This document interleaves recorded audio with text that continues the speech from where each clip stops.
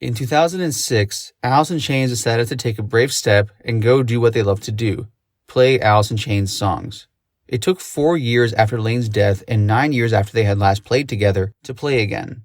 So they did a benefit for CARE, for the tsunami victims of Southeast Asia that raised over $100,000. I said, why don't you go do something else? So, into the picture come Ann and Nancy Wilson again, who I really want to stress what incredible guidance they've given musicians in this community. In March '06, Heart was doing a VH1 special, Decades Live.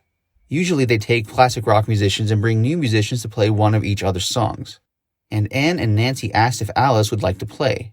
So we all went out there, which for me was significant because it was 5 days after I had signed settlements with Chris.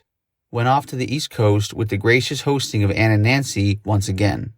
I realized that it was okay. As much mental anguish as we had gone through, is it okay to go on without Layne? This mantra kept going through my head as I'm watching these guys rehearse. Choose to live, choose to live. They chose to live in what they love to do, play music. That was really inspiring. It gets to the point where they're going to do an Alice song during Heart's set, which is Rooster. Ann wanted William DuVall to sing.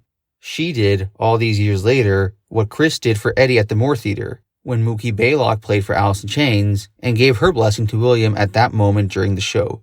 I know that it's really personal for me, but it was also a historic moment. That specific acknowledgement towards how things are now, that there's a history not to be forgotten, and there's a history about to be made.